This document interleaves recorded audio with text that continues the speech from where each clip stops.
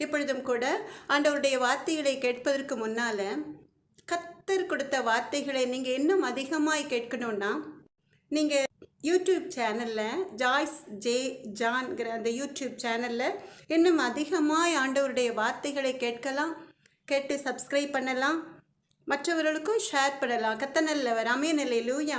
Joyce J ஜான்கிற YouTube channel கர்த்தர் நல்லவர்.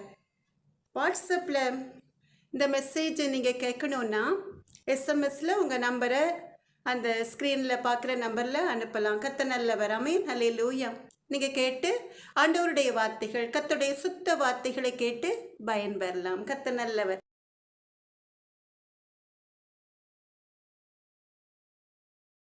எனக்கு அன்பான தேவ ஜனமே, நீங்கள் எல்லாரும் சந்தோஷமா இருக்கீங்களா? கர்த்தர் நல்லவர். கடந்த வாரம் கர்த்தருடைய நாமத்தை மகிமைப்படுத்தும்படியாய் ஏசப்பா கொடுத்த வேலையை செய்ய வேண்டி இருந்ததுனால கடந்த வாரம் கர்த்தர் கொடுத்த வார்த்தைகளை உங்களோட ஷேர் பண்ண முடியலை. கர்த்தர் நல்லவர். ஆனாலும் கூட ஜெபத்தில் உங்களை குறித்து அதிகமாய் பாரப்பட்டு ஜெபிக்க கர்த்தர் கிருபை அளித்தார். கர்த்தர் நல்லவர். உங்களுக்கு என்ன தேவைகள் இருந்தாலும் கூட, உங்கள் சஞ்சலங்கள், உங்கள் தேவைகள் எதுவாக இருந்தாலும் கூட இந்த ஆண்டவருடைய பிள்ளையோடு ஷேர் பண்ணலாம். அதிகமாக ஆண்டவருடைய சமூகத்தில் காத்திருந்து ஜெபிப்பேன். கர்த்தர் நல்லவர். வேறு ஒன்றும் எந்த இடத்துக்கு சென்றாலும் ஆண்டவருடைய பிள்ளை ஒன்றும் எதிர்பார்ப்பது கிடையாது. ஒரு தண்ணீர் கூட நான் எதிர்பார்க்க மாட்டேன். கர்த்தருடைய நாமத்தை நீங்கள் மகிமைப்படுத்தினா போதும். ஆண்டவருடைய வருகை சமீபமாக இருக்கிறதுனால கர்த்தருடைய மந்தையில் நீங்கள் சேர்வதோடு மாத்திரமல்ல, ஒரு கூட்ட ஜனங்களை ஆயத்தப்படுத்தலாம். கர்த்தர் நல்லவர். அதுதான் கர்த்தருக்கு பிரியமான காரியம். கர்த்தருடைய நாமம் மாத்திரம் மகிமைப்படட்டும். இப்பொழுதும் கூட நாம் ஒரு பாடலை பாடி கர்த்தருடைய பிரசன்னம், கர்த்தருடைய மகிமையினால் நிரப்பப்பட்டவர்களாய் செய்தி வேலைக்கு கடந்து செல்வதற்கு முன்னால் ஒரு பாடலை பாடி ஒரு சின்ன ஜெபத்தை ஏறெடுத்து கர்த்தருடைய நாமத்தை மகிமைப்படுத்தலாமா? எல்லாருக்கும் தெரிந்த பாடல் கர்த்தர் நல்லவர், ஃபாதர் பெர்க்மான்ஸோட பாடல். கர்த்தருடைய நாமத்தை மகிமைப்படுத்தலாமா? கண்களை மூடி ஆண்டவருடைய பிரசன்னத்தை உணர்ந்து. ஜீவ தண்ணீரே, ஆவியானவரே, வற்றாத நதியாக வாரும் போதகரே, வாருமையா போதகரே, வற்றாத ஜீவ நதியாக, வற்றாத ஜீவ நதியாக, ஜீவ தண்ணீரே, ஆவியானவரே, வற்றாத நதியாக வாரும் போதகரே, கணுக்கால் அளவு போதாதையா, முழங்கால் அளவும் போதாதையா, நீந்தி நீந்தி மூழ்கணுமே, மெதந்து மெதந்து மகிழனுமே, நான் மெதந்து மெதந்து மகிழனுமே, வறுமையா போதகரே, வற்றாத ஜீவ நதியாக, வற்றாத ஜீவ நதியாக, ஜீவ தண்ணீரே, ஆவியானவரே, வற்றாத நதியாக வாரும் போதகரே, போகும் இடமெல்லாம் ஆரோக்கியமே, பாயும் இடமெல்லாம் பரிசுத்தமே, சேரும் இடமெல்லாம் ஆறுதலே, செல்லும் இடமெல்லாம் செழிப்புதானே, செல்லும் இடமெல்லாம் செழிப்புதானே, வறுமையா போதகரே, வற்றாத ஜீவ நதியாக, வற்றாத ஜீவ நதியாக, ஜீவ தண்ணீரே, ஆவியானவரே, வற்றாத நதியாக வாரும் போதகரே, கோடி கோடி மீனவர் கூட்டம் ஓடி ஓடி வல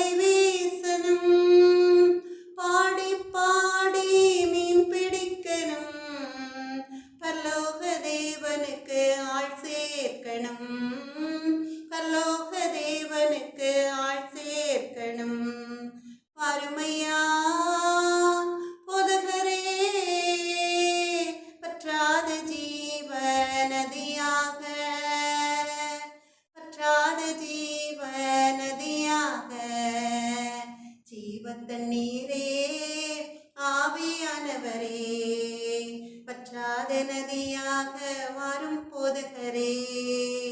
கரையோர மரங்கள் ஏராளமாய் கனிதர வேண்டும் தாராளமாய், இலைகள் எல்லாம் மருந்தாகணும், கனிகள் எல்லாம் உணவாகணும், கனிகள் எல்லாம் உணவாகணும். பருமையா போதகரே, வற்றாத ஜீவ நதியாக, பற்றாத ஜீவ நதியாக, ஜீவ தண்ணீரே ஆவியானவரே, பற்றாத நதியாக வாரும் போதகரே. கர்த்தருடைய பிரசன்னம் அளவில்லாமல் ஊற்றப்பட்டு கொண்டிருக்கிறதுனால கண்களை மூடி கர்த்தருடைய சமூகத்துல தாழ்த்தி ஒரு சின்ன ஜெபத்தை ஏறெடுக்கலாம். எனக்கு அன்பான தகப்பனே, ராஜாதே ராஜாவே, சேனைகளின் கர்த்தாவே, எப்பொழுதும் கூட உமது அன்பு மகள் மூலமா நீர் கொடுக்கிற வார்த்தைகளை கேட்கிற உடைய அன்பு பிள்ளைகள் உடைய நாமத்தை மகிமைப்படுத்தும்படியாய் இயேசுவே, எங்கள் அன்பு நல்ல தகப்பனே, ஒரு அற்புதத்தை செய்யப்பா.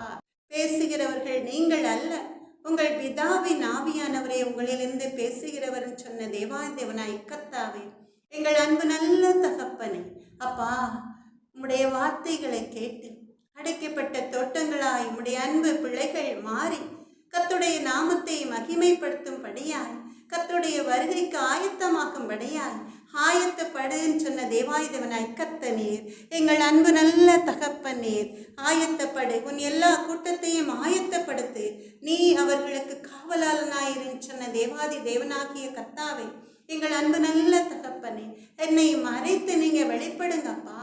உம்முடைய சித்தம் இந்த உலகத்தில் நிறைவேறும்படியாய் உமது அன்பு மகளை உம்முடைய கரங்களில் கருவியாய் எடுத்து பயன்படுத்துங்க தகப்பனே. உம்முடைய நாமம் மாத்திரம் மகிமைப்படட்டும் அப்பா.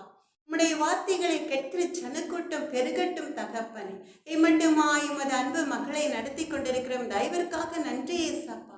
தாழ்த்தி ஒப்பு கொடுக்கிறேன், வறுமையாக்கி ஒப்பு கொடுக்கிறேன். இயேசுவின் நாமத்தாலே ஜெபத்தை எடுக்கிறேன் எங்கள் அன்பு நல்ல தகப்பனே.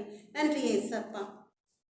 இப்பொழுதும் கூட நாம் சற்று நேர தியானத்திற்கென்று எடுத்துக்கொண்ட வேத வசனம் உன்னத பாட்டு 4வது அதிகாரம் 12வது வசனம். உன்னத பாட்டு 4:12. நீ அடைக்கப்பட்ட தோட்டமும் மறைவு கட்டப்பட்ட நீரூற்றும் முத்திரிக்கப்பட்ட கிணறுமாயிருக்கிறாய். ஆமென், அல்லேலூயா. மறுபடியுமா எல்லாரும் சேர்ந்து அந்த வசனத்தை வாசிக்கலாமா? கர்த்தர் நல்லவர். உன்னத பாட்டு 4வது அதிகாரம் 12வது வசனம். நீ அடைக்கப்பட்ட தோட்டமும் மறைவு கட்டப்பட்ட நீரூற்றும் முத்திரிக்கப்பட்ட கிணறுமாயிருக்கிறாய். ஆமென், அல்லேலூயா. நம் ஆண்டவராகிய இயேசு கிறிஸ்து கர்த்தருடைய அன்பு பிள்ளைகளை பார்த்து, சீயோன் குமாரத்திகளை பார்த்து, என் சகோதரியே, என் மணவாளியே, நீ அடைக்கப்பட்ட தோட்டமும் மறைவு கட்டப்பட்ட நீரூற்றும் முத்திரிக்கப்பட்ட கிணறுமாயிருக்கிறான்னு சொல்லி அழகாய் அன்பாய் அழைக்கிறார். கர்த்தர் நல்லவர். எல்லாரும் கர்த்தர் கொடுத்த இந்த வசனத்திற்காக கர்த்தரை உள்ளத்தின் ஆழத்திலிருந்து ஸ்தோத்திரிக்கலாமா? கர்த்தர் நல்லவர். எனக்கு அன்பான தேவ ஜனமே, கர்த்தருடைய வருகை சமீபமாயிருக்கிறது என்பது உங்க எல்லாருக்கும் தெரியும் இல்லையா? ஆனாலும் கர்த்தருடைய வருகை கர்த்தருக்கு மாத்திரமே தெரியும், நம்ம எல்லாருக்கும் தெரியாது.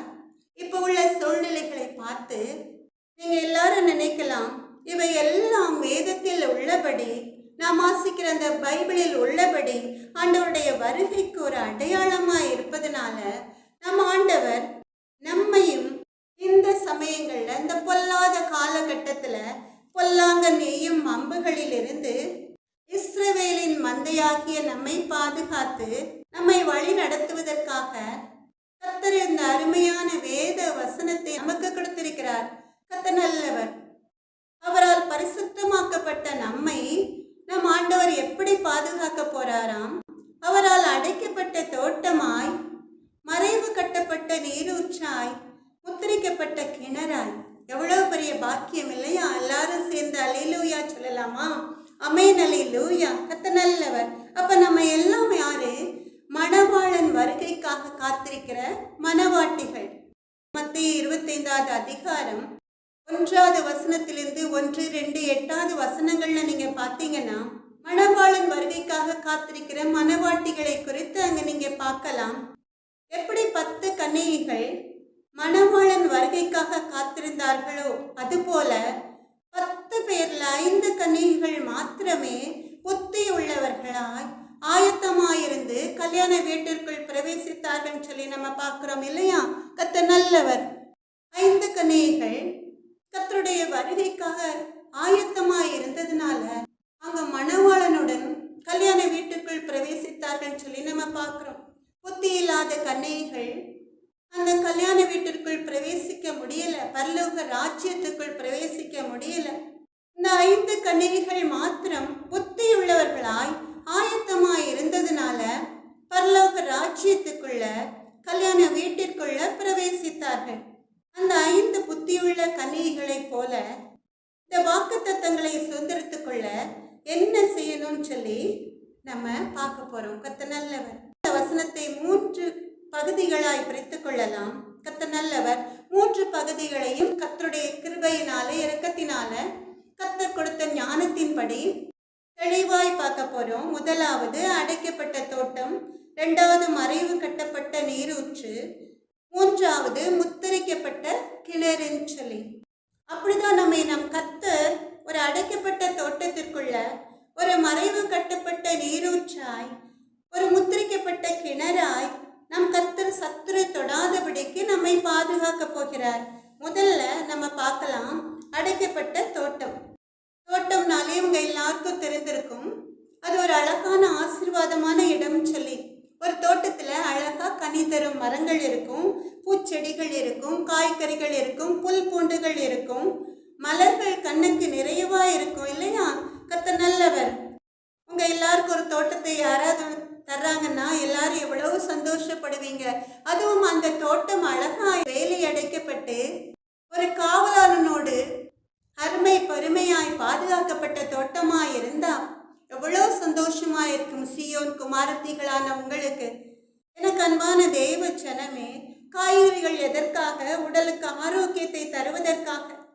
கனிகள் எதற்கு? நம்ம பறித்து சாப்பிடுவதற்காக, அதை ருசிப்பதற்காக. புல் பூண்டுகள் ஆடு மாடுகளுக்கு இரையா இருக்கும். இவ்வளவு அருமையான தோட்டத்திற்கு எல்லாம் நேர்த்தியாய் அழகாய் கனிகள் கனிதரும் மரங்கள் புல் பூண்டுகள் காய்கறிகள் நிறைந்து தோட்டமாய் அது உருவாக்கின பிறகு அந்த அருமையான தோட்டத்திற்கு ஒரு வேலை இல்லைன்னா என்னாகும்? போற வர மிருகங்கள், குறிப்பா ஆடு மாடுகள், ஏன் இந்த காலத்துல யானைகளும் கூட அந்த பயிரை மேய்ந்து போடும் இல்லையா? மனிதர்கள் என்ன செய்வாங்க? ஃப்ரீயா அந்த தோட்டத்துக்குள்ள களவு பண்ணிட்டு போயிடுவாங்க. சிறு பிள்ளைகள் என்ன செய்வாங்க? மாம்பழம் நல்லா அழகா பழுத்திருந்துன்னா அதை கல்லை விட்டு எரிந்து பறித்து சாப்பிடுவாங்க இல்லையா? அது நல்ல நிறைய பேருக்கு அந்த அனுபவம் இருக்கும். சிறு பிள்ளையா இருந்த காலங்கள்ல அப்படி கல்லை விட்டு எரிந்து மாம்பழங்களை பறித்து சாப்பிட்ட அனுபவம் நிறைய பேருக்கும் இருக்கும். அப்ப இந்த அருமையான தோட்டத்தை பாதுகாக்க என்ன வேணும்? காவலுக்கு ஆள் வேணும், ஒரு வேலி வேணும், ஒரு அடைப்பு வேணும். அப்பதான் அந்த தோட்டத்தை நம்ம அருமையாய் பாதுகாக்க முடியும். அந்த தோட்டத்தை பாதுகாக்க ஒரு நபர் இல்லைன்னா என்னாகும்? அந்த தோட்டத்தில் விளைகிற விளைச்சலை நம்ம அனுபவிக்க முடியாம போயிடும். கர்த்தர் நல்லவர். அப்ப இந்த தோட்டத்திற்கே இவ்வளவு பாதுகாப்பு ஏற்பாடுகள்னா கர்த்தரால உண்டாக்கப்பட்ட தோட்டத்திற்கு ஒரு அருமையான பாதுகாப்பு இருக்கும். கர்த்தரே அந்த தோட்டத்தை பாதுகாக்கிற பாதுகாவலராய் இருப்பார். எனக்கு அன்பான தேவ ஜனமே, உங்க எல்லாருக்கும் தெரிந்திருக்கும், நம்ம ஆண்டவரால முதல் உண்டாக்கப்பட்ட தோட்டம் ஏதேன் தோட்டம்னு சொல்லி. அந்த ஏதேன் தோட்டத்தை சுற்றி நம்ம ஆண்டவர் வேலை அடைத்து பாதுகாத்ததோடு மாத்திரமல்ல, ஆதியாகமம் 2வது அதிகாரம் 8வது வசனத்துல நீங்க பாத்தீங்கன்னா அந்த ஏதேன் தோட்டத்தை ரசிக்க, அதுல உலா வர, அதை காவல் காக்க நம்ம ஆண்டவர் ஆதாமை வைத்தான்னு சொல்லி நம்ம பார்க்கிறோம். கர்த்தருடைய அடைக்கலத்துல கர்த்தரால் அடைக்கப்பட்டு பாதுகாக்கப்பட்ட தோட்டத்துல இருந்த வரைக்கும் ஆதாமும் ஏவாளும் சந்தோஷமா இருந்தாங்க இல்லையா? கர்த்தர் நல்லவர். ஆனா அந்த அடைக்கப்பட்ட தோட்டத்திற்குள்ள, அந்த ஏதேன் தோட்டத்திற்குள்ளேயே சத்துரு வஞ்சனையாய் வந்ததுனால என்ன நடந்தது? அவர்கள் ஏதேன் தோட்டத்தில் உள்ள அத்தனை ஆசீர்வாத ஆசீர்வாதங்களையும் கர்த்தர் அவர்களை அழைத்து கொடுத்த அத்தனை ஆசீர்வாதங்களையும் இழந்து அந்த தோட்டத்தை விட்டே துரத்தப்பட்டார்கள். எதனால? ஆதாமும் ஏவாளும் அவர்கள் வாழ்க்கையில அவங்க சாத்தானுக்கு இடம் கொடுத்ததுனால, சாத்தானுடைய வஞ்சகமான சூழ்ச்சியான பேச்சுக்கு இடம் கொடுத்து அவன் விரித்த வலையில விழுந்ததுனால இந்த வேதனையை அனுபவிச்சாங்க. அழகா அந்த ஏதேன் தோட்டத்தில் அவங்க மகிழ்ச்சியாய் ஜீவிப்பதை விட்டு வஞ்சக சத்ருவுடைய சூழ்ச்சிக்கு இரையானதின் நிமித்தமாய் ஏதேன் தோட்டத்தை ஆசீர்வாதத்தை அவங்க இழந்து விட்டாங்க. அதனால நம் ஆண்டவராக இயேசு கிறிஸ்து என்ன செய்கிறார்? அந்த தோட்டத்தை விட்டு ஆதாமை துரத்தி விடுகிறார், ஆதாமையும் ஏவாளையும். எனக்கு அன்பான தேவ ஜனமே, உங்களையும் கூட நம் ஏசப்பா அழகா பண்படுத்தி சீர்படுத்தி ஸ்திரப்படுத்தி அழகாய் உருவாக்கி ஒரு குடும்பங்கிற அடைக்கப்பட்ட தோட்டத்திற்குள் வைத்து பாதுகாக்கிறார். அது உங்க எல்லாருக்கும் தெரிந்திருக்கும். ஆதாமை எப்படி ஏவாளுக்கு பாதுகாப்பாய் தந்தாரோ அதுபோல உங்களையும் கூட உங்க கணவருடைய உங்க பெற்றோருடைய பாதுகாப்புல குடும்பங்கிற அந்த அடைக்கப்பட்ட தோட்டத்திற்குள்ள வைக்கிறார். ஒரு நல்ல குடும்ப தலைவன் என்ன செய்வான்? தன்னுடைய மனைவி பிள்ளைகளின் நலனுக்காக எல்லா வேலைகளையும் செய்து ஒரு நல்ல வீட்டில் குடி வைத்த பிறகு சில பெண்கள் என்ன செய்வாங்க? கர்த்தர் நல்லவர், நான் எல்லாரையும் சொல்லல, கர்த்தரை அறியாத பெண்கள் என்ன செய்வாங்க? இங்க எல்லா சௌகரியங்களும் இருந்தாலும் கூட இது காணாதுன்னு சொல்லி அடுத்த வீட்டுல இருக்கிறது எல்லாம் வேணும்னு கேட்பாங்க. அதையும் வாங்கி கொடுப்பான். அதையும் வாங்கி கொடுத்த பிறகும் கூட மன நிறைவு இருக்காது. அந்த காலத்து பெண்களை பற்றி கவலையே இல்லை. அவருடைய எண்ணம் எல்லாம் ஆண்டவருக்கு அடுத்தபடியாய் அவருடைய கணவரை பற்றியே இருக்கும். அவங்களுக்கு என்னது செய்யலாம், எது நல்லது செய்யலாம்னு சொல்லி. அதனாலதான் அவங்களை எப்படி அழைப்பாங்க? படிதாண்டா பத்தினின்னு சொல்லி அழைப்பாங்க இல்லையா? எனக்கு அன்பான தேவ ஜனமே, சின்ன தோட்டமா இருந்தாலும் பெரிய தோட்டமா இருந்தாலும் கணவருடைய பாதுகாப்புல இருக்கிற பெண்கள், பெற்றோரின் பாதுகாப்புல இருக்கிற பிள்ளைகள் எப்படி சர்ப்பம் ஏவாளை வஞ்சித்ததோ அதுபோல இந்த காலத்துல செல்போன் மூலமாய், டிவி மூலமாய், கம்ப்யூட்டர், வாட்ஸ்அப்புக்கு அடிமையாகி பல பாவ பழக்க வழக்கங்கள் இந்த தோட்டத்திற்குள்ள, இந்த அடைக்கப்பட்ட குடும்பம்ங்கிற அந்த தோட்டத்துக்குள்ள நுழைவதனால கணவன் அன்பையும் பிள்ளைகள் அன்பையும் பெற்றோர்கள் அன்பையும் இழந்துடுறாங்க.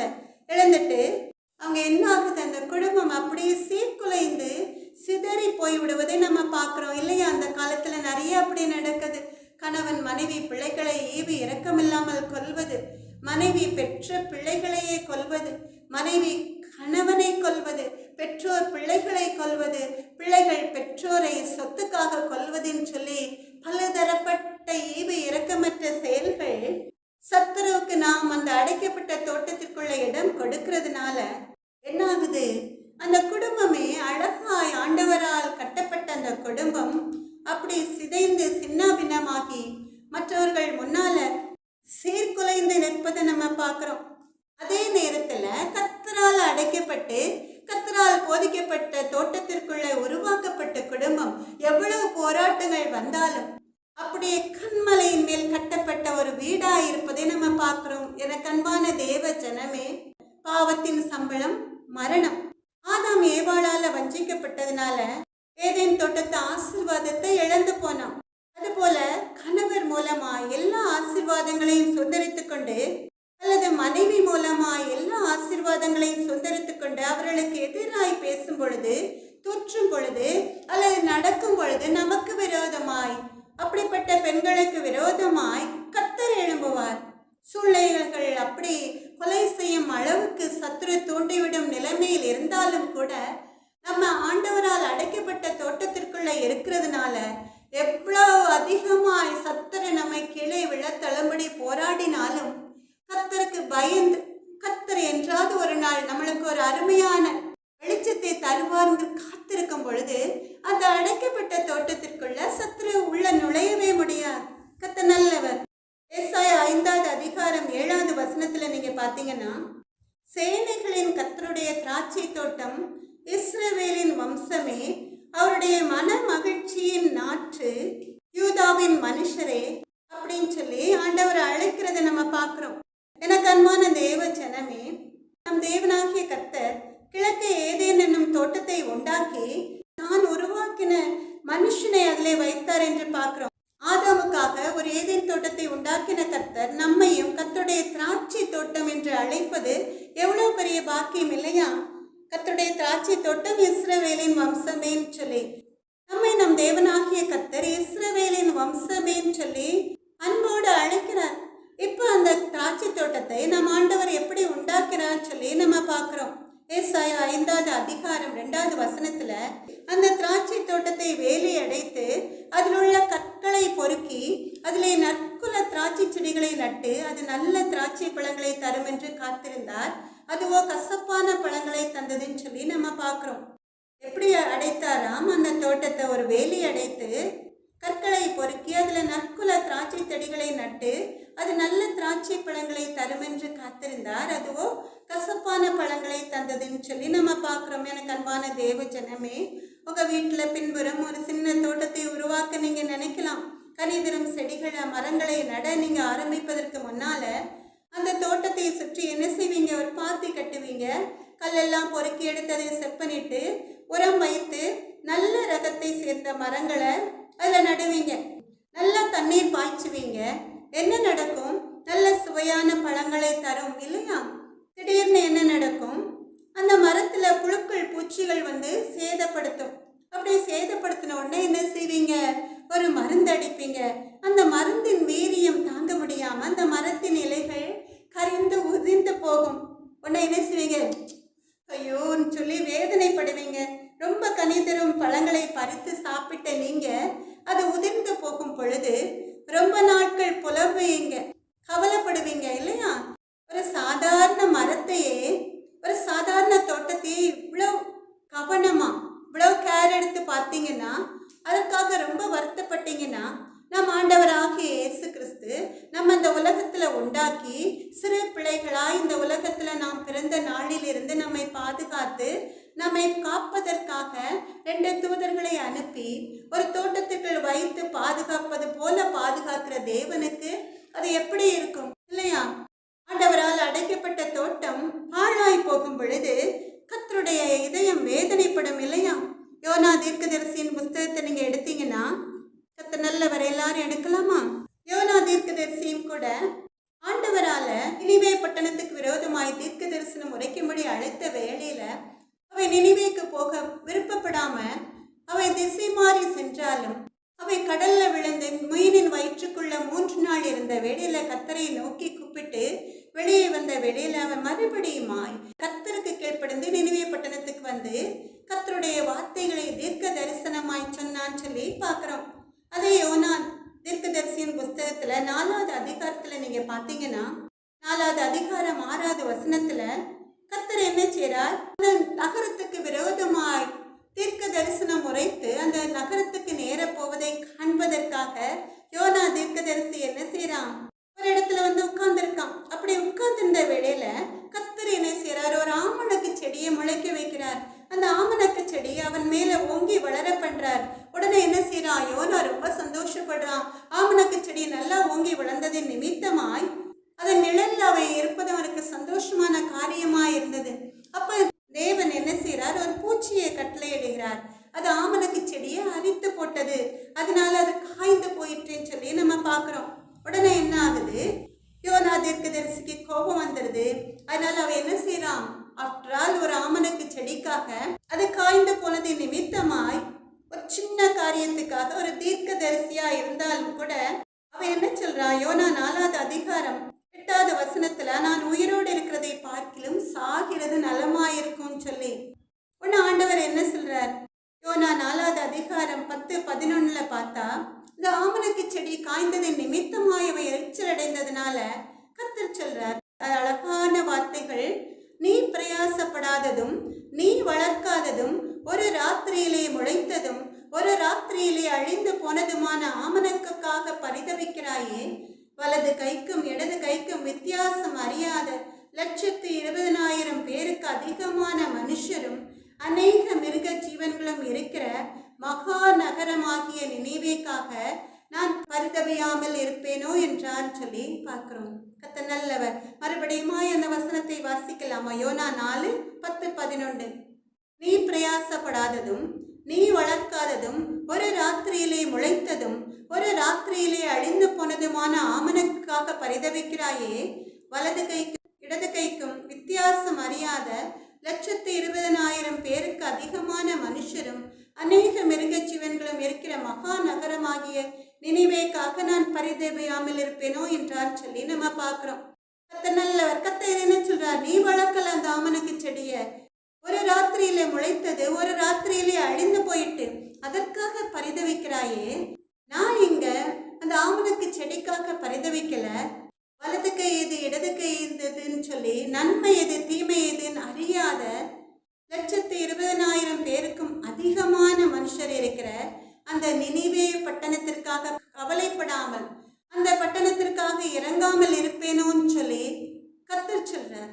கர்த்தர் நல்லவர். அந்த நினிவே பட்டணத்தார் என்ன செய்யறாங்க? தீர்க்க தரிசன வார்த்தைகளை கேட்டவுடனே ரெட்டெடுத்தி அந்த ராஜாவிலிருந்து சிறு மிருக ஜீவன்கள் வரைக்கும் அவங்க உபவாசம் இருந்து கர்த்தரை நோக்கி கதறாங்கன்னு சொல்லி பார்க்கிறோம். அதனால ஆண்டவர் நினிவேயை அழிக்கல. கர்த்தர் நல்லவர். இவ்வளோ ஜனங்கள் வாழ்கிற அந்த நினிவே பட்டணத்திற்கு நம் ஆண்டவராகிய இயேசு கிறிஸ்து மனம் இறங்குறான்னு சொல்லி நம்ம பார்க்கிறோம். கர்த்தர் நல்லவர். அப்ப நம் ஆண்டவராகிய இயேசு கிறிஸ்து இந்த நினிவே பட்டணத்தாரை போல நம்முடைய ஆவி ஆத்மா சரீரத்தை ஒரு சிறு பழுதொன்றும் இல்லாம அடைக்கப்பட்ட தோட்டத்திற்குள் வைத்து பாதுகாக்கிற அந்த தேவன், நாம் அவருக்கு பிரியமான பாதையில் நடக்கும் பொழுது எவ்வளோ அதிகமாய் சந்தோஷப்படுவார். எனக்கு அன்பான தேவச்சனமே, அவருக்கு பிரியமான பாதையில் நாம் நடந்து கனிதரும் நல்ல திராட்சை பழங்களாய் மாறும் பொழுது கர்த்தர் ரொம்ப சந்தோஷப்படுவார். கர்த்தருடைய வருகைக்கு ஆயத்தமாகும்படியாய் காத்திருக்கிற வேளையில கர்த்தரா நம்ம என் சகோதரியை மனவாளியன்னு சொல்லி அழைத்து பரலோக ராஜ்யத்திற்குள்ள சேர்த்துக் கொள்வார். ஆனா அந்த நல்ல திராட்சை பழங்களுக்கு பதிலாக அது கசப்பான பழங்களை தரும் பொழுது, அதாவது எப்படி ஏவாளை சாத்தான் வஞ்சித்ததோ அப்படி உங்களுடைய ஆத்துமாக்குள்ள சத்துரு புகுந்து நரகத்தின் பாதையில நடத்தும் பொழுது கர்த்தர் என்ன செய்வார்? அதுவும் அந்த ஏசாயா தீர்க்கதரிசியின் புஸ்தகத்துல 5வது அதிகாரம் 5வது வசனத்துல நம்ம பார்க்கிறோம். நம் ஆண்டவராக இயேசு கிறிஸ்து எரிச்சலுள்ள தேவன். அவருக்கு பிரியமில்லாத பாதையில நடக்கிற வேளையில அவர் என்ன செய்வார்? அதன் வேலையை எடுத்து போடுவேன், அது மேய்ந்து போடப்படும், அதன் அடைப்பை தகர்ப்பேன், அதை மிதியுண்டு போம், அதை பாழாக்கி விடுவேன் சொல்றார்.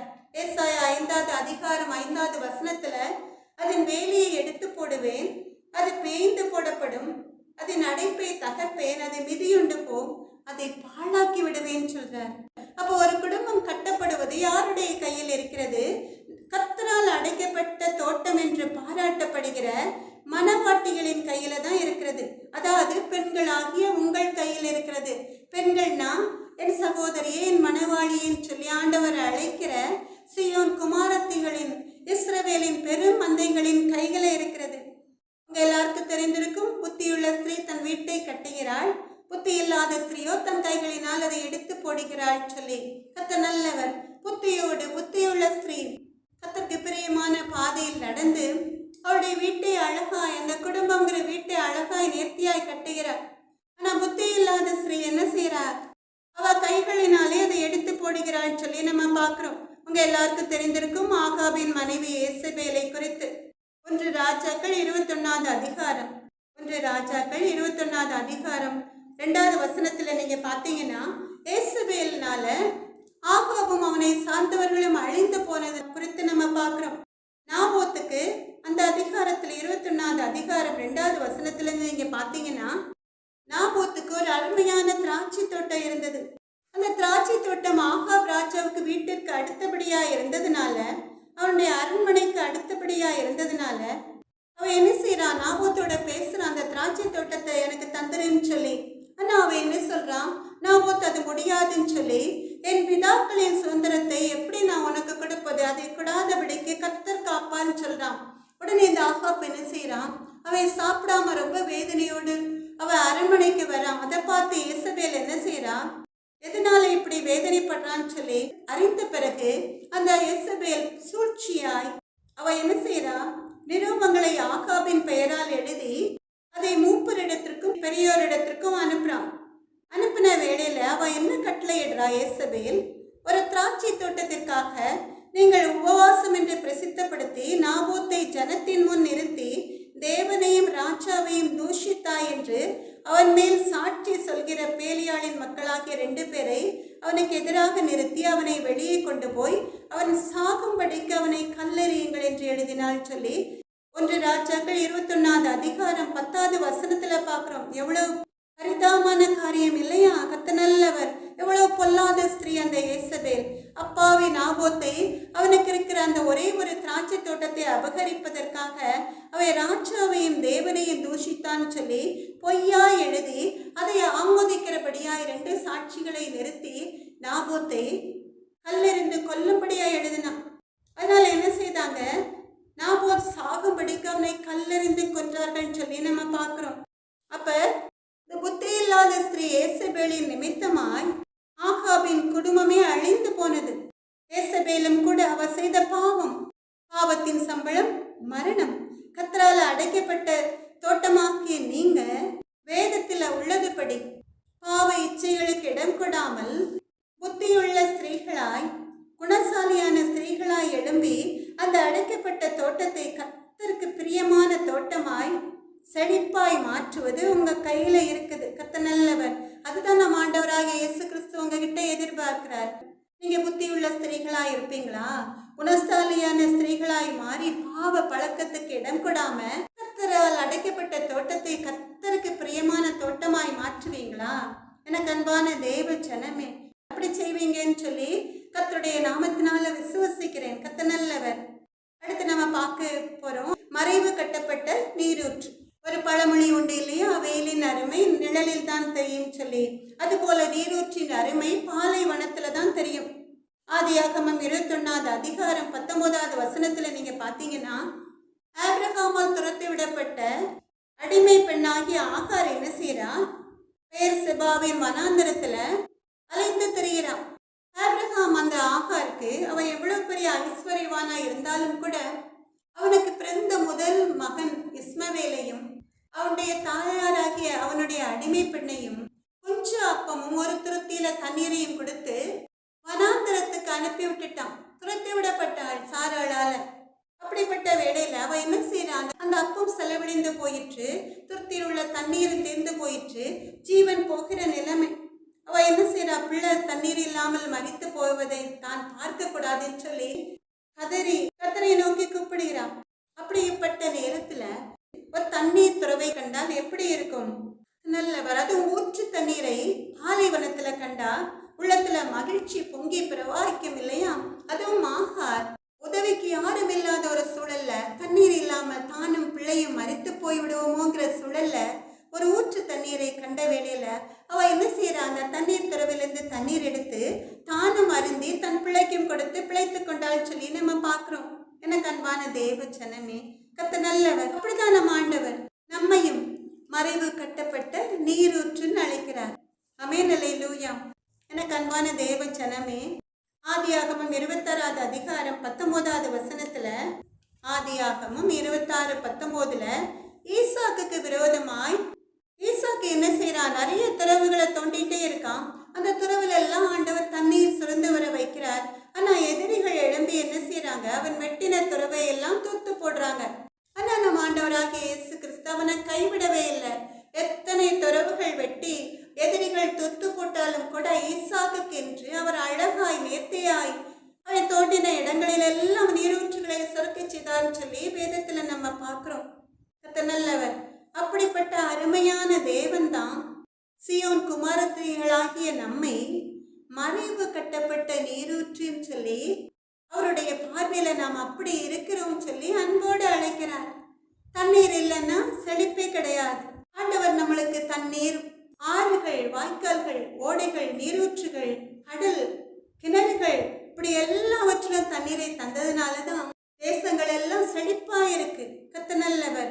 ஆதியாகமம் 26 அதிகாரம் 12 வசனத்துல நீங்க பாத்தீங்கன்னா, அப்படி நீரூற்றை ஆண்டவர் தந்ததின் நிமித்தமாய்தான் ஈசாக்கு விதை விதைத்து 100 மடங்கு அறுவடை செய்தான்னு சொல்லி பார்க்கிறோம். கர்த்தர் நல்லவர். ஈசாக்குக்கு விரோதிகள் எழும்பலையா? மறைவு கட்டப்பட்டு நீரூற்றாய் அவன் நிறைய தண்ணீர் துறவுகள் தோண்டின வேடையில ஆண்டவர் பரத்திலிருந்து கண்ணோக்கி பார்த்து தோண்டின துறவுகள் எல்லாம் தண்ணீர் தந்தாலும் கூட அதெல்லாம் தூத்து போட்டாலும் கர்த்தர் கடைசியாய் அவன் தோண்டின துறவில அருமையான நீரூற்றை சுரக்கச் செய்து அதன் மூலமாய் அவன் விதைத்த விதை 100 மடங்காய் அறுவடை செய்யும்படியாய் அவனை ஆசீர்வதித்தார். கர்த்தர் ஆபிரகாமுக்கு கொடுத்த வாக்குத்தத்தத்தை ஈசாக்குக்கு நிறைவேற்றினார். ஈசாக்கு விதை விதைத்து 100 மடங்கு அறுவடை செய்தான் சொல்லி பார்க்கிறோம். கர்த்தர் நல்லவர். இப்ப நம்ம வேதத்துல நம்ம மேலோட்டமாய் பார்த்தோம். மறைவு கட்டப்பட்ட நீரூற்றுனா ஃபார்மலா என்னன்னு சொல்லி நம்ம பார்த்தோம். கர்த்தர் நல்லவர் இல்லையா? நீரூற்றுனா நம்ம சாதாரணமா எப்படிப்பட்ட நீரூற்றுனாலே தண்ணீர் சுரக்கும் சொல்லி பார்க்கிறோம். இப்ப வேதத்துல கர்த்தருடைய சித்தத்தின்படி மறைவு கட்டப்பட்ட நீரூற்றுனா என்னன்னு சொல்லி நம்ம பார்க்க போறோம். கர்த்தர் நல்லவர். யோவான் 4வது அதிகாரம் 14வது வசனத்துல நம்ம ஆண்டவராக இயேசு கிறிஸ்து என்ன சொல்றார்? நான் கொடுக்கும் தண்ணீரை குடிக்கிறவனுக்கு ஒரு காலம் தாகம் உண்டாகாது.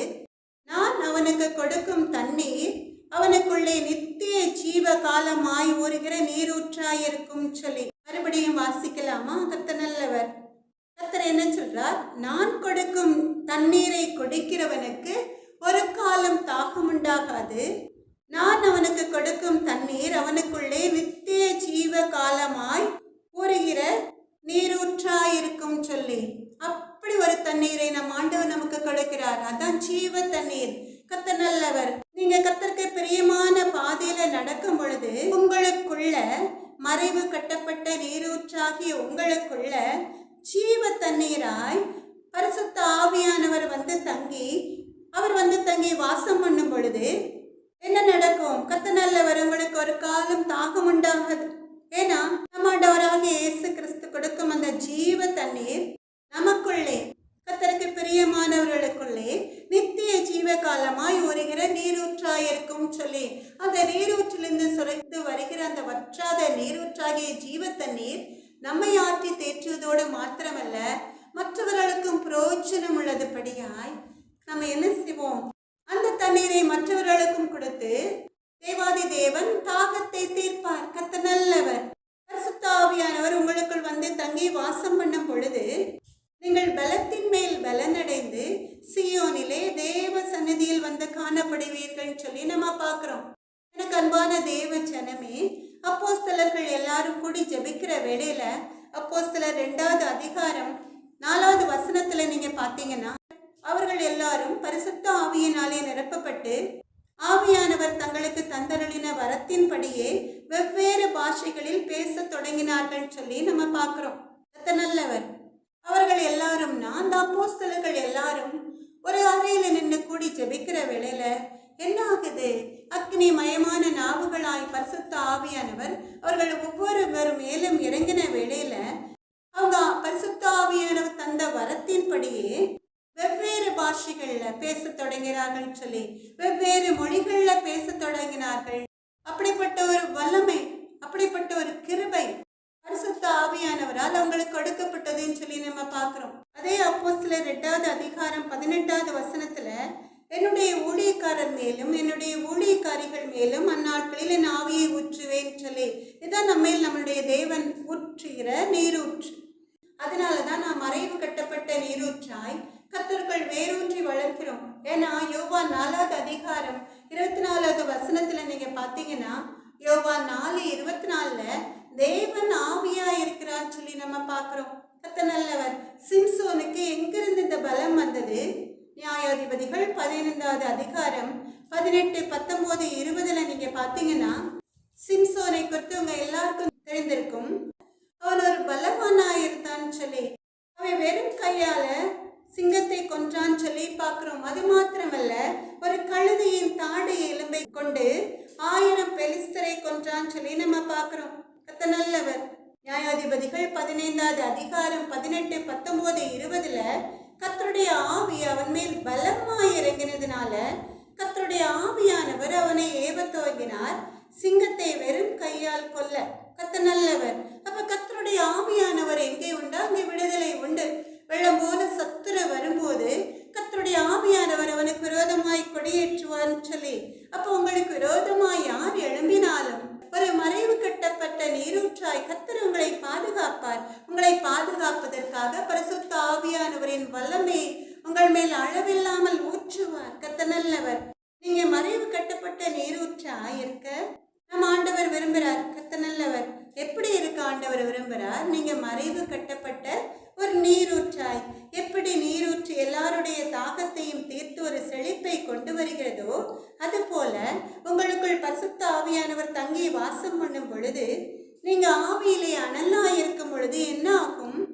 ஆதியாகமம் 41வது அதிகாரம் பார்வோன் என்ன சொல்றான்? யோசேப்பை பார்த்து, தேவ ஆவியை பெற்ற இந்த மனுஷனை போல வேறொருவர் உண்டோ என்று புகழ்றான். கர்த்தர் நல்லவர். அப்ப யோசேப்பு பார்வோனால, அந்த எதிரியால, தேவ ஆவியை பெற்று இந்த மனுஷனை போல வேறொருவன் உண்டோ என்று புகழப்படுறான்னு சொல்லி பார்க்கிறோம். கர்த்தர் நல்லவர். அதனால யோசேப்பு என்னன்னா, எகிப்து தேசம் முழுமைக்கும் அதிகாரியாகி தன் சொந்த சகோதரருக்கும் எகிப்து ஜனங்களுக்கும் சுற்றியுள்ள தேசங்களின் ஜனங்களுக்கும் மத்தியில ஆசீர்வாதமா இருக்கான்னு சொல்லி பார்க்கிறோம். கர்த்தர் நல்லவர். அது போல நீங்களும் மறைவு கட்டப்பட்ட நீரூற்றாய் பாவத்தின் கரை நுழையாம மறைவு கட்டப்பட்ட நீரூற்றாய் மாறும் பொழுது யோசேப்பை போல விவேகமும் ஞானமும் பெறுவீர்கள். கர்த்தர் நல்லவர். யோசேப்பை போல நீங்களும் ஆசீர்வதிக்கப்படுவீர்கள். ஏசாயா 44வது அதிகாரம் 3வது வசனத்துல நம் ஆண்டவராகிய இயேசு கிறிஸ்து அப்படிதான் வாக்கு கொடுக்கிறார். தாகமுள்ளவன் மேல் தண்ணீரையும் வறண்ட நிலத்தின் மேல் ஆறுகளையும் ஊற்றுவேன். உன் சந்ததியின் மேல் ஆவியும் உன் சந்தானத்தின் மேல் என் ஆசீர்வாதத்தையும் ஊற்றுவேன். அதனால் அவர்கள் புல்லின் நடுவே நீர்க்கால்களின் ஓரத்தில் உள்ள அலரி செடிகளை போல வளர்வார்கள் சொல்லி. எப்படியா? தாகமுள்ளவர் மேல் தண்ணீரையும் வறண்ட நிலத்தின் மேல் ஆறுகளையும் ஊற்றுவேன் சொல்லி. உன் சந்ததியின் மேல் என் ஆவியும் உன் சந்தானத்தின் மேல் என் ஆசீர்வாதத்தையும் ஊற்றுவேன். அதனால் அவர்கள் புல்லின் நடுவே நீர்க்கால்களின் ஓரத்தில் உள்ள அலரி செடிகளை போல வளர்வார்கள் சொல்லி. எனக்கு அன்பான தேவ ஜனமே, தாகத்தோடு நீங்க ஆண்டவரை தேடும் பொழுது, தாகத்தோடு அபிஷேகத்துக்காக காத்திருக்கும் பொழுது, பரிசுத்த ஆவியானவர் உங்க மேல வல்லமையாய் இறங்கினதின் நிமித்தமாய் நீங்க எப்படி அழகாய் ஆண்டவரால் ஆசீர்வதிக்கப்பட்டவர்களாய், உங்க சந்ததியும் கூட நீர்க்கால்களின் ஓரத்தில் நடப்பட்ட என்றைக்கும் இலையிராமல் செழிப்பாயிருக்கிற அலரி செடிகளை போல உங்க சந்ததி வளரும் சொல்லி நம் ஆண்டவர் வாக்கு கொடுக்கிறார். ஆமென், அல்லேலூயா.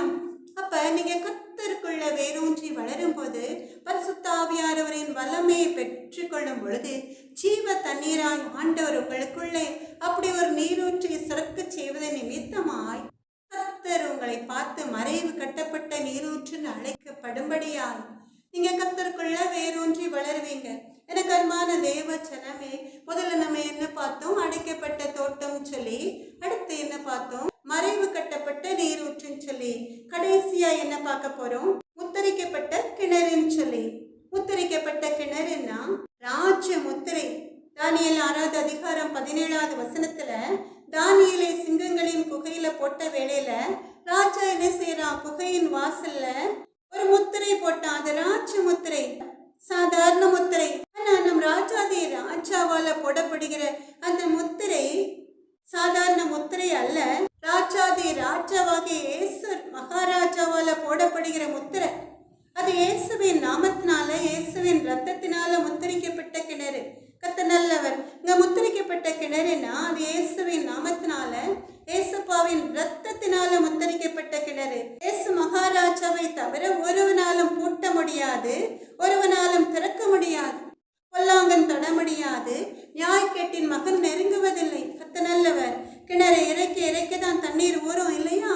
அது போல வேதத்தை வாசிக்க வாசிக்க பரிசுத்த ஆவியானவரின் வல்லமையினால் நிரம்ப நிரம்ப என்னாகும்? வற்றாத நீரூற்றை போல ஒரு புது பலன் கிடைக்கும். ஏசாயா 58வது அதிகாரம் 11வது வசனத்துல நம்ம ஆண்டவராகிய இயேசு கிறிஸ்து அப்படிதான் வாக்கு கொடுக்கிறார். கர்த்தர் நித்தமும் உன்னை நடத்தி மகா வறட்சியான காலங்களில் உன் ஆத்மாவை திருப்தியாக்கி உன் எலும்புகளை நினமுள்ளதாக்குவார். நீ நீர்ப்பாய்ச்சலான தோட்டத்தை போலவும் வற்றாத நீரூற்றை போலவும் இருப்பாய்ன்னு சொல்லி. ஏசாயா 58வது அதிகாரம் 11வது வசனத்துல கர்த்தர் நித்தமும் உன்னை நடத்தி மகா வறட்சியான காலங்களில் உன் ஆத்மாவை திருப்தியாக்கி உன் எலும்புகளை நினமுள்ளதாக்குவார். நீ நீர்ப்பாய்ச்சலான தோட்டத்தை போலவும் வற்றாத நீரூற்றை போலவும் இருப்பாய். ஆமென், அல்லேலூயா. கர்த்தர் நல்லவர். கர்த்தர் அப்படியே உங்களை நடத்த போகிறார். எனக்கு அன்பான தேவ ஜனமே, நீங்க எப்படிப்பட்ட வறட்சியான காலத்தில் இருந்தாலும், பஞ்ச காலத்தில் இருந்தாலும் கூட நம் ஆண்டவராகிய இயேசு கிறிஸ்து உங்க ஆத்மாவை திருப்தியாக்கி உங்க எலும்புகளை நினமுள்ளதாக்கி உங்களை எப்படி மாற்ற போறாராம். நீர்ப்பாய்ச்சலான தோட்டத்தை போல, வற்றாத நீரூற்றை போல மாற்ற போறாராம். எப்ப அப்படி மாற்றுவார்? அதுக்கு முந்தின வசனத்துல நீங்க பாத்தீங்கன்னா, நீங்க கர்த்தருக்கு பிரியமான பாதையில நடக்கும் பொழுது, பசியுள்ளவனிடத்தில் உன் ஆத்மாவை சாய்த்து சிறுமைப்பட்ட ஆத்மாவை திருப்தியாக்கினால், அப்பொழுது இருளில் உன் வெளிச்சம் உதித்து உன் அந்தகாரம் மத்தியானத்தை போலாகும் சொல்லி, அதே ஏசாயா 58:7 நீங்க பாத்தீங்கன்னா, பசி உள்ளவனுக்கு ஆகாரத்தை பகிர்ந்து கொடுக்கிறதும், துரத்துண்ட சிறுமையானவர்களை வீட்டிலே சேர்த்துக் கொள்கிறதும், வஸ்திரம் இல்லாதவனை கண்டால் அவனுக்கு வஸ்திரம் கொடுக்கிறதும், உன் மாம்சமானவனுக்கு உன்னை ஒழிக்காமல் இருக்கிறதும் அல்லவோ எனக்கு உகந்த உபவாசம் சொல்லி.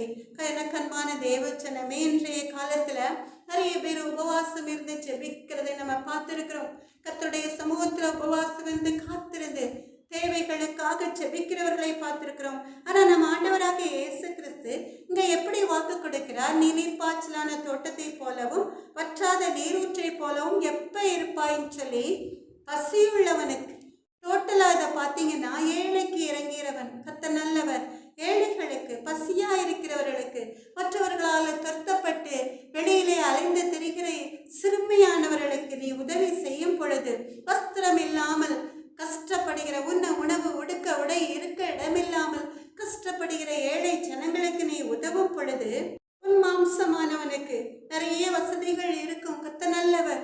தன்னுடைய சொந்த சகோதரன் கஷ்டப்படுகிற வேளையில, இந்த சகோதரன் கஷ்டப்படுறானேன்னு சொல்லி அவனுக்கு உதவி செய்யாம, வீட்டின் மேல் வீட்டை சேர்த்து சொத்துக்களின் மேல் சொத்துக்களை சேர்க்கிற ஜனங்கள் உண்டு. அப்படி இருக்காதபடிக்கு கர்த்தருடைய சமூகத்துல சிலரை நீங்க பார்க்கலாம். கர்த்தருக்கு பிரியமாய் நடக்கும் பொழுதுதான் கர்த்தர் உங்களை ஆசீர்வதிப்பான்னு சொல்லி, கர்த்தர் நல்லவர். ஆனா நீங்க நினைக்கலாம், நிறைய பேர் சொந்த சகோதரனுக்கு உதவி செய்யாம, கஷ்டப்படுகிற சகோதரனுக்கு உதவி செய்யாம என்ன செய்வாங்க? வெளியே வட மாநிலங்கள்ல சர்ச்சை கட்டி கொடுக்கிறோம்னு சொல்லி பெருமை பாராட்டுகிற ஜனங்களை நம்ம பார்த்திருக்கோம் இல்லையா? கர்த்தர் நல்லவர். இங்க சகோதரனுடைய சொத்தை பிடுங்கிறதுலேயே கவனமா இருப்பாங்க. அவனுக்கு ஏதாவது கொடுக்காம ஏமாற்றலான்னு சொல்லி ஒரு சகோதரனை ஏமாற்றுவாங்க.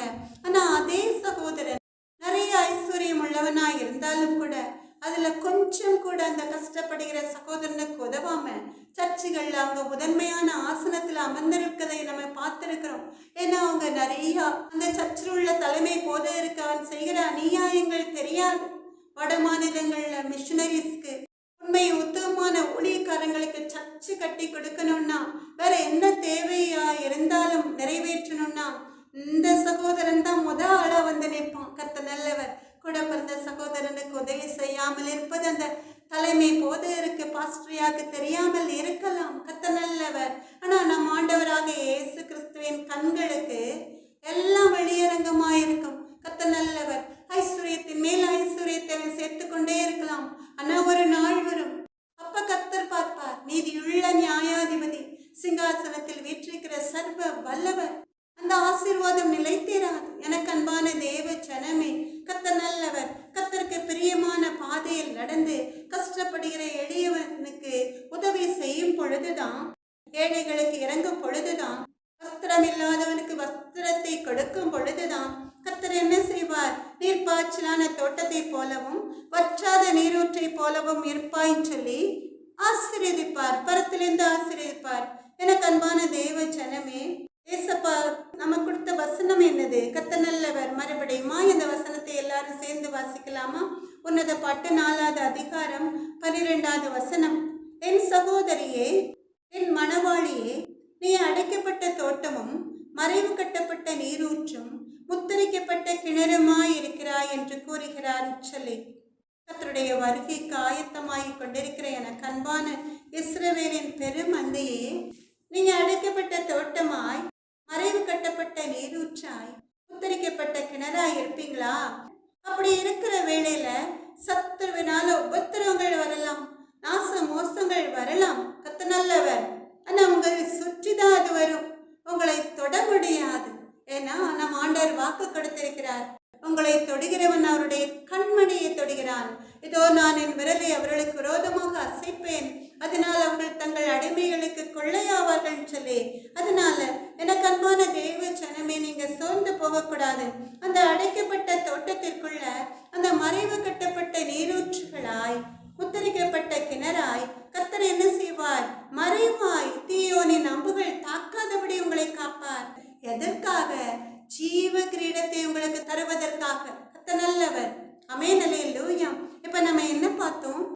மூன்று காரியங்களை குறித்து நம்ம பார்க்கிறோம். அடைக்கப்பட்ட தோட்டம், மறைவு கட்டப்பட்ட நீரூற்று, முத்திரிக்கப்பட்ட கிணறுன்னு சொல்லி இல்லையா? கர்த்தர் நல்லவர். ஆமென், அல்லேலூயா. நீங்க எல்லாரும் அப்படியே இருக்கும்படியாய் கர்த்தர் இந்த பொல்லாத காலகட்டத்துல ஆண்டவருடைய வருகை சமீபமாய் இருப்பதின் நிமித்தமாய் கர்த்தர் என்ன செய்வார்? உங்களை அப்படிதான் பாதுகாப்பார். கர்த்தர் நல்லவர். அடைக்கப்பட்ட தோட்டமும் மறைவு கட்டப்பட்ட நீரூற்றும் முத்திரிக்கப்பட்ட கிணறுமாய் இருக்கிறான்னு சொல்லி எனக்கு அன்பான தேவ ஜனமே, கர்த்தருடைய வருகைக்கு ஆயத்தமாகலாமா? கர்த்தர் நல்லவர். கர்த்தருக்கு பிரியமான பிள்ளைகளை கர்த்தர் அப்படிதான் அருமை பெருமையாய் பாதுகாக்க போகிறார். இப்பொழுதும் கூட கண்களை மூடி ஒரு பாடலை பாடி கர்த்தருடைய சமூகத்துல ஒரு சின்ன ஜெபத்தை ஏறெடுக்கலாம். கர்த்தர் நல்லவர். விசுவாசத்தோடு பாடலாமா? கண்களை மூடி அப்படி ஒரு பாடலை பாடலாமா? வற்றாத நீரூற்றை போல் இருப்பாய், வளமிக்க தோட்டத்தை போல் இருப்பாய், கர்த்தரை நம்பி வாழ்ந்திருப்பாய், காலமெல்லாம் நீ செழித்திருப்பாய்.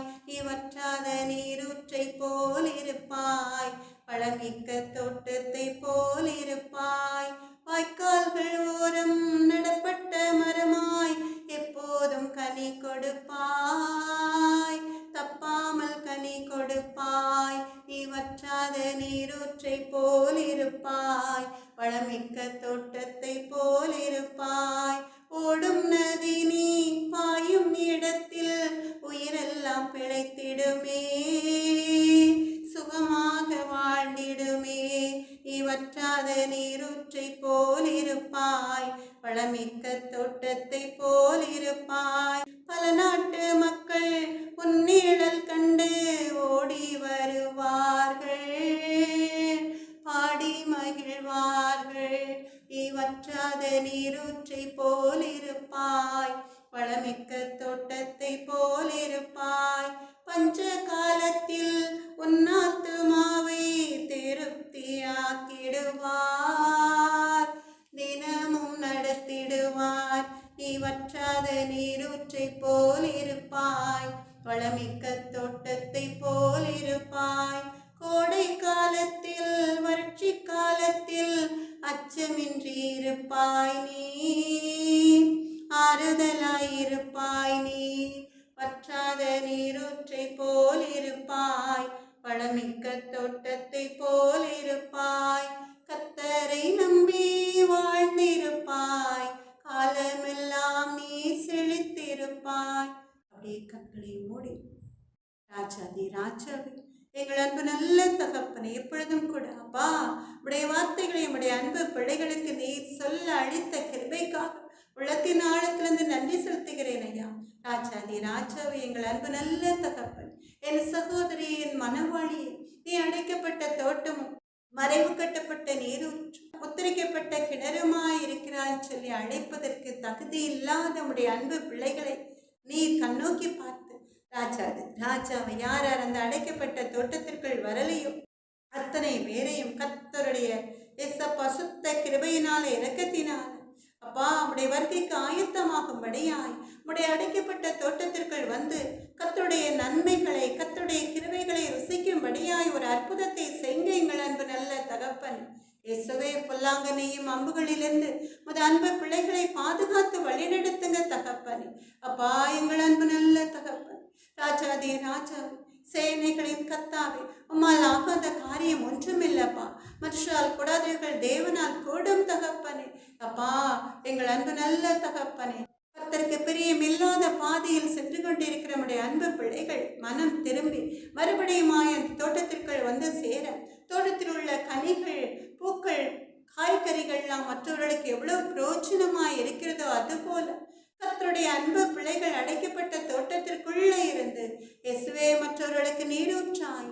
இயேசப்பா எங்கள் அன்பு நல்ல தகப்பனே, மற்றவருடைய வாழ்க்கை செழிக்கும்படியாய் ஜெபிக்கிறவர்களாய் மாற நீங்க கிருபை தரலைங்க எங்கள் அன்பு நல்ல தகப்பனே. அப்பா அப்படியே நீங்க செய்ய போறோம் தயவிற்காக நன்றி அப்பா. ராஜாதே ராஜாவே, எங்கள் தமிழ்நாட்டையும் சமூகத்தில் கொடுக்கிறோம் அப்பா. இயேசுவே உடைய ஆளுகை நிறைந்த எங்கள் தமிழ்நாட்டில் கத்தருக்கு பிரியமானவர்கள், கூடிய விரைவில் நடக்கிற எலெக்ஷன்ல மக்களை நேசிக்கிற, மக்களுக்கு நல்லது செய்கிறவர்கள் முதல்வராய் அமர நீங்க கிருபை தரலுங்க தகப்பனே. கத்தரால் தெரிந்து கொள்ளப்பட்டவர்கள் மாத்திரமே ஆட்சியை பிடிக்க நீங்க கிருபை தரலுங்க எங்கள் அன்பு நல்ல தகப்பனே. ராஜாதி ராஜாவே, சேனைகளின் கத்தாவே, எங்கள் அன்பு நல்ல தகப்பனே. அப்பா, நீங்க செய்து கொண்டிருக்கிற செய்ய போகிற நன்மைகளுக்காக நன்றி ஏசப்பா. இயேசுவின் நாமத்தாலே ஜெபத்தில் எடுக்கிறேன் எங்கள் அன்பு நல்ல தகப்பனே. தாழ்த்தி ஒப்பு கொடுக்கிறேன் ஐயா, பெருமையாக்கி ஒப்பு கொடுக்கிறேன் அப்பா. இயேசுவே, அப்பிரோச்சனமான அடிமை கடமையை மாத்திரம் செய்தேனப்பா. என்னை மறைத்து நீங்க வெளிப்பட்ட தயவிற்காக நன்றி அப்பா. உம்முடைய வார்த்தைகள் தகப்பனே ஒன்று நூறத்தினாய் பெருகட்டும், ஆத்துமாக்கள் ஆதாயப்படுத்தட்டும் தகப்பனே. அப்பா, உம்முடைய மந்தையில் அநேக ஆத்துமாக்கள் வந்து சேரட்டும் தகப்பனே. ராஜாதே ராஜாவே, எங்கள் அன்பு நல்ல தகப்பனே. இயேசுவே நாமத்தாலே ஜெபத்தை எடுக்கிறேன் எங்கள் அன்பு நல்ல தகப்பனே. சகலவிதமான துதிகன மகிமை அனைத்தும் மக்கே உண்டாவதாக. என் ஆத்துமாவே கர்த்தரை சோத்திரி, என் முழு உள்ளமே அவருடைய பரிசுத்த நாமத்தை சோத்திரி. என் ஆத்துமாவே கர்த்தரை சோத்திரி, கர்த்தர் செய்த சகல உபகாரங்களையும் மறவாதே. ஆமென். அல்லேலூயா. எனக்கு அன்பான தேவ ஜனமே, இஸ்ரவேலின் பெருமந்தே, நம்முடைய கர்த்தராகிய இயேசு கிறிஸ்துவனுடைய கிருபையும் தேவனுடைய அன்பும் பரிசுத்த ஆவியினுடைய ஐக்கியமும் உங்கள் அனைவரோடும் கூட இருப்பதாக. ஆமென். அல்லேலூயா.